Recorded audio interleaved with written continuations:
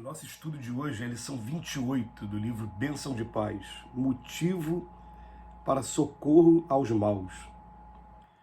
E orai pelo que vos perseguem. Jesus, no Evangelho de Mateus, capítulo 5, versículo 44. Todos aqueles espíritos interpretados como maus são irmãos nossos, criaturas do Criador, quanto nós mesmos, credores de auxílio e consideração. A maldade em muitos provém da ignorância que compele o ser a comportamento infeliz reclamando assistência educativa. Às vezes a crueldade não é senão doença catalogável na patologia da mente, agravada em muitas ocasiões por influência obsessiva solicitando ajuda curativa ao invés de punição. Muitos criminosos são companheiros que não resistiram às tentações trazidas de existências passadas, incursos em faltas das quais somos passíveis em nossa atual posição de consciências endividadas perante a lei. O malfeitor no cárcere ou em cumprimento de pena que lhe foi combinada é semelhante ao enfermo no hospital ou em tratamento adequado requerendo compreensão e apoio fraterno.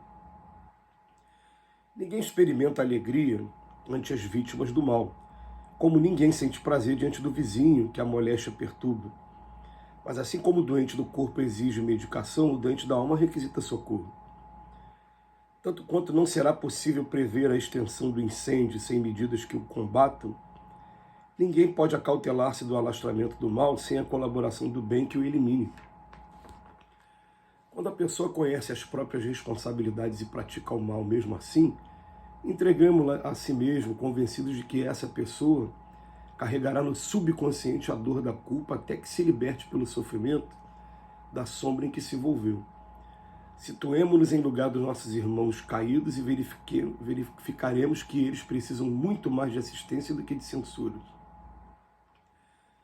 Quando as circunstâncias nos impeçam o abraço fraternal imediato aos que nos feriram, não esqueçamos de que ainda assim ser-nos-á possível auxiliá-los sempre através da oração.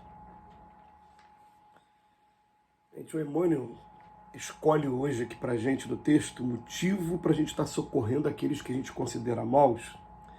E ele começa o texto dizendo que aqueles que são considerados maus, eles são credores de auxílio e consideração porque a maldade deles provém muito da ignorância. E tem uma perguntinha no livro dos Espíritos, fala assim, todos os espíritos passam pela feira do mal, e fala, pela feira do mal não, pela feira da ignorância. Ignorância é o quê? De ignorar, não ter conhecimento das consequências que está criando para si mesmo dentro da lei de causa e efeito. Então, quando a gente usar de ignorante, a gente sabe que muitas vezes fala, fulano é ignorante, está querendo dizer que fulano é bruto. Não é nesse sentido, está falando ignorante de não ter conhecimento ainda.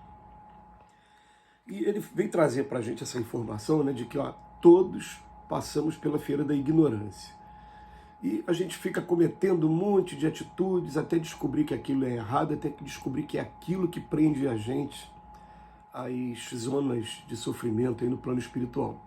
Até que tem um dia que a gente resolve parar com as atitudes que levavam a gente para esses lugares no plano espiritual e ao mesmo tempo que parar, reparar também o mal que a gente tenha feito porventura. Mas ele vem chamar a nossa atenção aqui de que muitas vezes a crueldade ela é uma doença catalogável na patologia da mente e ao mesmo tempo ela é agravada por processos obsessivos, espíritos que queriam estar aqui fazendo justiça com a própria mão e não podem, então ficam se utilizando de outros que têm essa predisposição para violência, para vingança, e acabam influenciando também esses espíritos. Mas esse parágrafo aqui principalmente, que diz que muitos criminosos são companheiros que não resistiram às tentações trazidas de existências passadas, gente, é impressionante que em 7 anos que nós ficamos aqui trabalhando como agente religioso, em alguns presídios aqui do Rio de Janeiro, em Bangu, muitos vinham em atendimento fraterno nos procurar. Na hora que começava a conversar, eles sempre tiveram, no dia que cometeram o ato que os levou à prisão, eles tiveram uma ajuda espiritual qualquer. todos eles, unânimes, eles falavam assim para mim: pô, eu acordei e senti um mal-estar, alguma coisa estava dizendo que para eu não ir, mesmo assim eu tinha que ir, porque se eu não fosse, como é que eu ia ficar frente aos outros que se planejaram para cometer aquele crime, assim? Então todos eles tiveram um aviso, mas mesmo assim violentaram o aviso e acabaram sendo presos, né? E teve muitos deles que a gente parava para analisar e ficava assim: meu Deus, se eu tivesse na mesma situação que eles não resistiram às tentações. Eu faço essa análise muito profunda comigo mesmo e peço para que cada um de vocês também faça essa análise muito profunda. Que um exemplo que eu gosto sempre de usar, que é o que está mais próximo aqui para mim, eu preciso muito do carro no meu trabalho.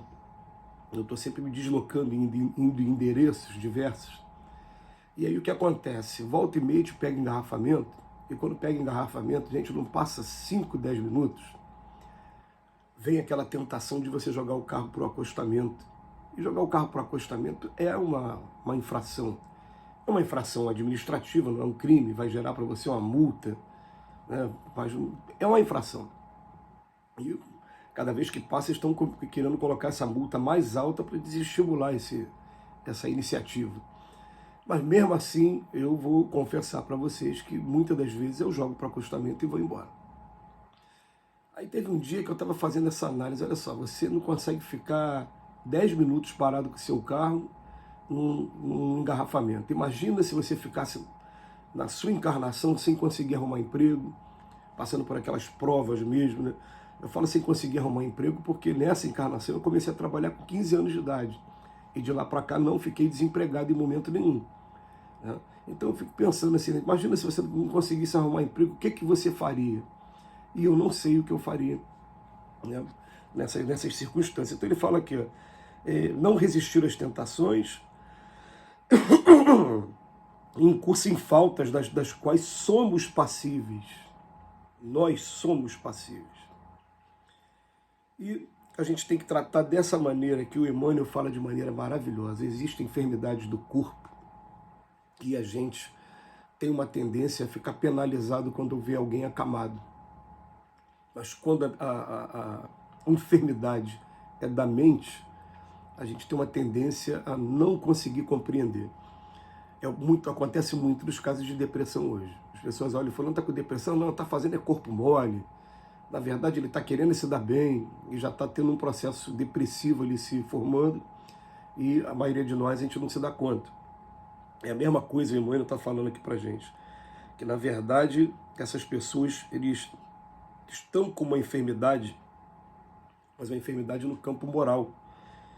E ele chama atenção em um dos parágrafos aqui também: ninguém experimenta alegria ante as vítimas do mal. Ninguém experimenta. Então, outro parágrafo que ele fala: tanto quanto não será possível prever a extensão do incêndio sem medida que o combate, ninguém pode acautelar-se do alastramento do mal sem a colaboração do bem que o elimine. A única maneira que os espíritos gritam para a gente de acabar com o mal é fazendo o bem. Não tem jeito.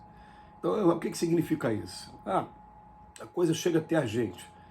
Vai causar uma impressão penosa? Vai. Mas eu seguro comigo, não transmito para as pessoas e principalmente não transmito o lado emocional, porque você fica com raiva e quer jogar raiva em cima de alguém também.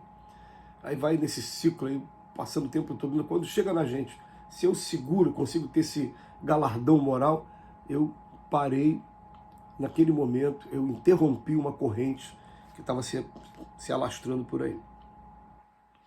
Ele chama a nossa atenção dizendo que quando a pessoa tem conhecimento, a responsabilidade tem o tamanho do conhecimento. Então a pessoa que pratica o mal tendo conhecimento, ela vai carregar no subconsciente a dor da culpa até que ela resgate aquilo. Mas ele termina pedindo para a gente, ó, vamos nos situar no lugar desses irmãos e vamos botar uma coisa na cabeça também. Sim, quando Chico Xavier falava: criminosos somos todos nós quando somos descobertos. Ninguém nesse mundo está isento dos pecados. Aquele que estiver isento dos pecados, que atire a primeira pedra. Eu quero indulgência para os meus. Vamos ter indulgência também com os outros irmãos nossos. Que Jesus nos abençoe hoje e sempre.